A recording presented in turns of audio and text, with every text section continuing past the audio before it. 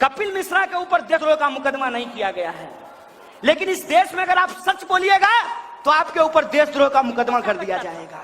पत्थर फेंक करके, शीशा फोड़ करके, हमारे ड्राइवर का हाथ तोड़ करके हमारा यात्रा रोक देंगे।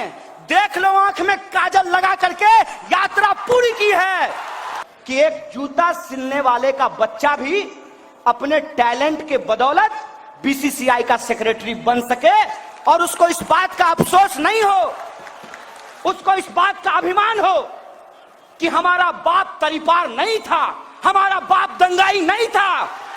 और नौकरियां नहीं मिलने के दबाव में यह आंकड़ा आ चुका है कि हर घंटे एक नौजवान आत्महत्या कर रहा है।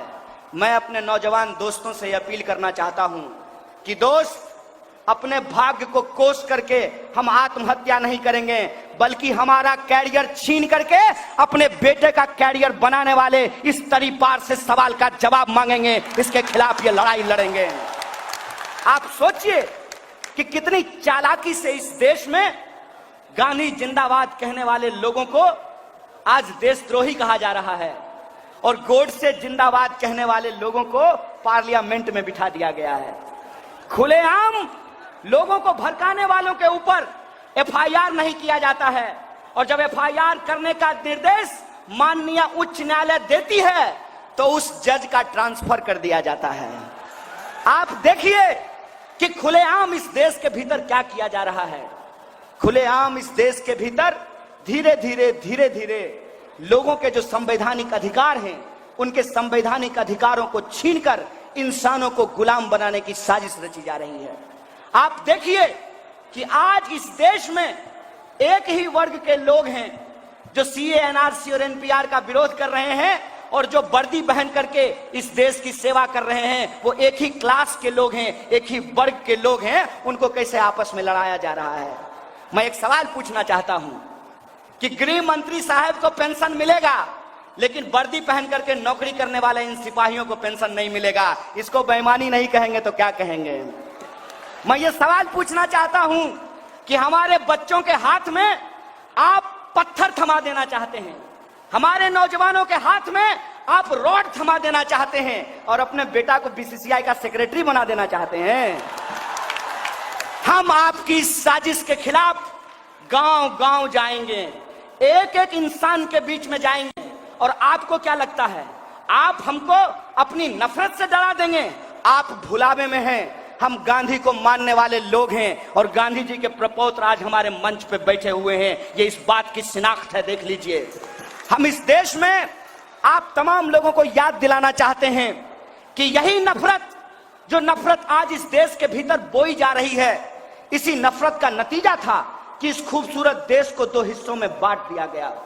उस वक्त भी अंग्रेजों ने बड़ी चालाकी से गाय का मांस मंदिरों में फिकवाकर, सुअर का मांस मस्जिदों में फिकवाकर हिंदुस्तानियों को आपस में लड़ाया, भारतीयों को आपस में लड़ाया और फूट डालो राज करो की नीति के तहत इस देश का बंटवारा किया।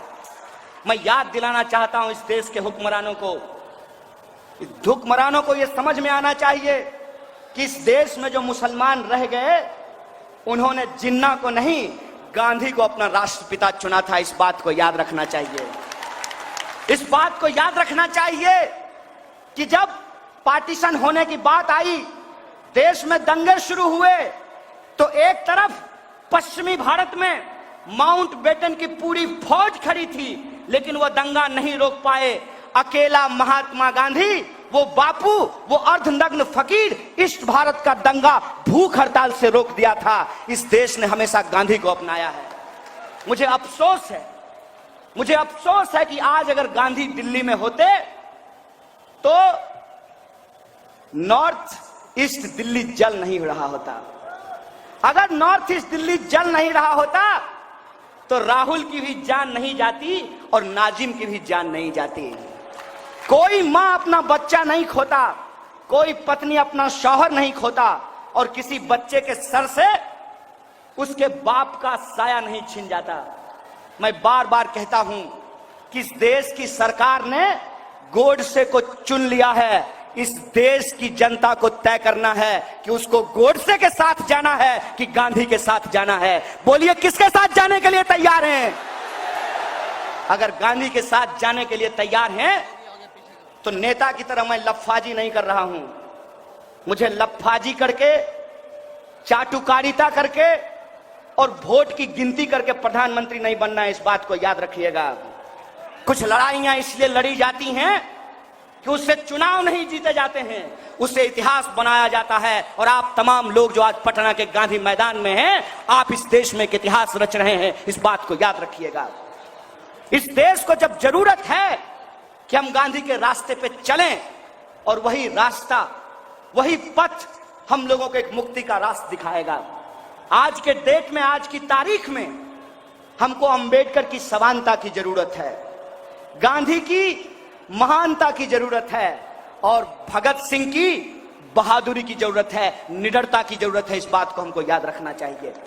अगर भगत सिंह की निडरता, डॉक्टर बाबा साहब भीमराव अंबेडकर की समानता और गांधी की महानता अगर हमारे साथ है, तो ये गोडसेवादी ताकतें, ये नफरतवादी ताकतें इस दिल को बांट नहीं सकती है, इस देश को तोड़ नहीं सकती है। इस बात का भरोसा मैं आपको दिलाना चाहता हूं। गांधी ने धर्म के आधार पर देश की बांटने की साजिश को बखूबी समझा था। इसीलिए गांधी ने कहा था, रघुपति राघव राजा राम, पतित पावन सीताराम, ईश्वर अल्लाह तेरो नाम, सबको सन्मति दे भगवान। और आज अगर गांधी जिंदा होते तो इसी गाने के साथ वो ये बात जोड़ते, रघुपति राघव राजा राम, पतित पावन सीताराम, ईश्वर अल्लाह तेरो नाम, सबको सन्मति दे भगवान, सबको शिक्षा, सबको काम, रोटी कपड़ा और मकान, सब इंसान को मिले बराबर का आत्मसम्मान। इस गाने में ये बात जोड़ी जाती, ये बात जोड़ी जाती कि क्यों ऐसा हो रहा है कि एक तरफ देश में बेरोजगारी बढ़ रही है, हर घंटे नौजवान आत्महत्या करने को विवश है, खेत में किसान मर रहे हैं, सीमा पे जवानों की शहादत हो रही है। और अजीब बात देखिए, मेरे पिताजी किसान थे, मेरे भाई लोग फौज की नौकरी करते हैं, हमारे परिवार से एक भाई की शहादत भी हुई है, लेकिन जब हम ये कहते हैं सबको शिक्षा, सबको काम, वरना होगी नींद हराम, तो ये कहते हैं कि हम देश को भड़काने का काम कर रहे हैं। साहब, हम देश को भड़काने का काम नहीं कर रहे हैं। इस मिट्टी पे हम पैदा हुए, हमारे पुरखों ने जान गवा करके जो आजादी हमको दिलाई, कसम चंद्रशेखर आजाद की, उस आजादी को बचाने की बात कर रहे हैं, उस संविधान को, उस आईन को बचाने की बात कर रहे हैं। और ये बात हम करेंगे, ये बात हम करेंगे। आपको जितनी ताकत लगानी है लगा लीजिए, आपको जितना पैसा खर्च करना है खर्च कर लीजिए। हम इस मैदान में किसी इंसान को नेता बनाने के लिए मंच नहीं सजाए हैं। हम ये जनगण मन यात्रा किसी को एमपी, एमएलए, मुख्यमंत्री या प्रधानमंत्री बनाने के लिए नहीं निकाले हैं। ये जनगण मन यात्रा इस देश में जन और गण को बचाने के लिए है। जन मतलब जनता, गण मतलब गणतंत्र। और ये गणतंत्र हम इसलिए बचाना चाहते हैं कि एक जूता सिलने वाले का बच्चा भी अपने टैलेंट के बदौलत बीसीसीआई का सेक्रेटरी बन सके, और उसको इस बात का अफसोस नहीं हो, उसको इस बात का अभिमान हो कि हमारा बाप तरीपार नहीं था, हमारा बाप दंगाई नहीं था। उसको इस बात का अभिमान हो, उसको इस बात का अभिमान हो कि इस देश में ईमानदारी से मजदूरी करना ये हमारी बदकिस्मती नहीं है।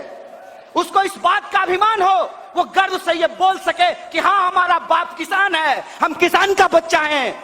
क्यों भाई, क्यों? कलेक्टर का बेटा कलेक्टर बनेगा, डॉक्टर का बेटा डॉक्टर बनेगा, लीडर का बेटा लीडर बनेगा। मैं पूछता हूं कि फार्मर का बेटा फार्मर क्यों नहीं बनेगा? ये सवाल मैं पूछना चाहता हूं। क्या दिक्कत है? कैसी व्यवस्था आप इस देश के भीतर बना रहे हैं? और कोई सवाल पूछता है तो आप राजनीतिक गुनागणित लगाने लगते हैं। जो लोग आज धर्म देखकर वोट बैंक की गिनती कर रहे हैं, वो नेता नहीं है, गिद्ध हैं। इस बात को आप याद रखिएगा, और इन गिद्धों से हमको सावधान रहने की जरूरत है। मैं पूछता हूं कि खून बहता है, किसी का भी बहता हो, टोपी लगाने वाले का बहा हो या टीका लगाने वाला का बहा हो, बोलिए इंसानियत का कत्ल हुआ है कि नहीं हुआ है? और अगर इंसानियत का कत्ल हुआ है और आपके भीतर अगर इंसान जिंदा है, तो क्या आपको तकलीफ नहीं होगी? आपको बुरा नहीं लगेगा? हमको क्या बनाया जा रहा है? अगर गांव में कोई मर जाता था चाहे वो किसी जाति या धर्म का हो, पूरे गांव में खाना नहीं बनता था। बोलिए ऐसा होता था कि नहीं होता था? बताइए। दंगा भड़का करके, भड़काऊ भाषण दे करके कपिल मिश्रा के ऊपर देशद्रोह का मुकदमा नहीं किया गया है, लेकिन इस देश में अगर आप सच बोलिएगा तो आपके ऊपर देशद्रोह का मुकदमा कर दिया जाएगा। हम कहते हैं कि देविंदर सिंह, एक पुलिस ऑफिसर, लश्कर तोयबा के आतंकवादी के साथ पकड़ा गया, उसके ऊपर देशद्रोह का मुकदमा नहीं किया गया, लेकिन कोई विद्यार्थी अगर सवाल पूछेगा तो उसके ऊपर देशद्रोह का मुकदमा कर दिया जाएगा। आप मैं बताइए, अरे मानिए मैं तो जवान हूं, मैं तो यूनिवर्सिटी में पढ़ता था, हो सकता है कि लोग अपने राजनीतिक एडवेंचरिज्म के लिए उलझलूल बातें करते होंगे, लेकिन आप मुझे बताइए, स्कूल की वो छोटी छोटी बच्चियां, कर्नाटक स्कूल में जो 8 साल और 10 साल की बच्चियां हैं, एक नाटक करने के गुनाह में उनके ऊपर देशद्रोह का मुकदमा किया जा रहा है। सत्यनारायण स्वामी का प्रसाद है जी, हैं? तमाशा चल रहा है देश में। हमारी लड़ाई इस बात के लिए है कि जैसे अंग्रेजों ने डिवाइड एंड रूल किया था, ये आज डाइवर्ट एंड रूल कर रहे हैं। इस डाइवर्ट एंड रूल के खिलाफ हम अपने मुद्दों पर इस देश की राजनीति को लाना चाहते हैं। हम चाहते हैं कि अगर राजनीतिक बहस हो तो इस बात के लिए हो कि बिहार से 50% लोगों को पलायन क्यों करना पड़ता है। एक लड़की यहां बोल करके गई है बिहार की, सारिका, उसने बताया कि अगर यहीं पे यूनिवर्सिटी होता तो हमको पढ़ने के लिए दिल्ली नहीं जाना पड़ता, अगर यहीं पे अस्पताल होता तो हमको इलाज कराने के लिए दिल्ली नहीं जाना पड़ता, अगर यहीं पे हमको काम मिलता तो आज हमारे बिहार के लोग नॉर्थ ईस्ट दिल्ली के दंगे में अपनी जान नहीं गंवाए होते। आपको मालूम है कि नहीं कि जो लोग मारे गए हैं दंगों में वो बिहार और उत्तर प्रदेश के विस्थापित मजदूर हैं, जो अपने परिवार का पेट पालने के लिए उन बस्तियों में जाकर के रहते हैं। आप देख लीजिए कि नॉर्थ ईस्ट दिल्ली में रहने वाले लोग और साउथ दिल्ली में रहने वाले लोगों में फर्क है। और नॉर्थ ईस्ट दिल्ली में जो रहने वाले लोग हैं, चाहे वो मंदिर जाते हो या मस्जिद जाते हो, लेकिन काम दोनों का एक तरीके का है, दोनों मजदूरी करते हैं। साथ में मजदूरी कर रहे थे, साथ में दिवाली का लड्डू और ईद की सवैयां खा रहे थे।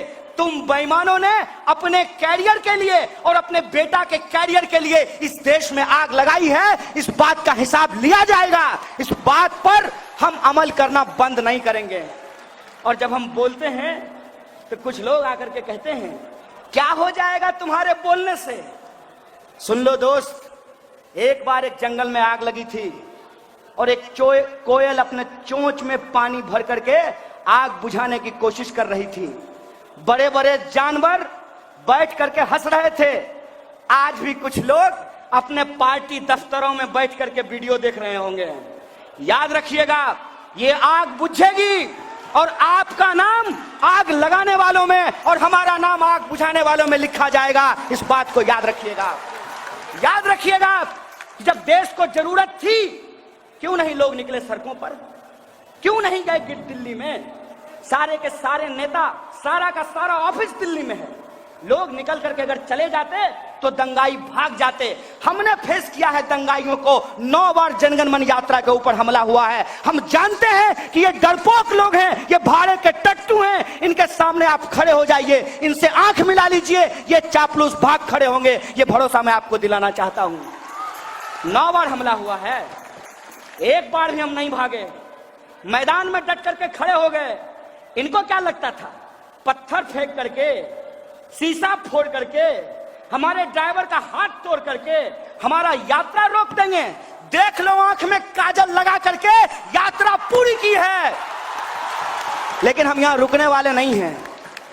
हम यहां रुकने वाले नहीं हैं क्योंकि मैंने आपको कहा कि लोगों को और नेताओं को पॉलिटिकल स्टंटबाजी से बाहर निकलना पड़ेगा, अपने चुनावी गुनागणित से बाहर निकलना पड़ेगा और यह समझना पड़ेगा कि आज अगर इस देश का बच्चा बच्चा आजादी का नारा लगा रहा है, इसका मतलब सचमुच जो आजादी हमको 47 में मिली थी, आज उसके ऊपर हमला है, उस पर खतरा है और उसको बचाने के लिए, गुलामी को हराने के लिए हमको आजादी के नारे को बुलंद करते रहना पड़ेगा।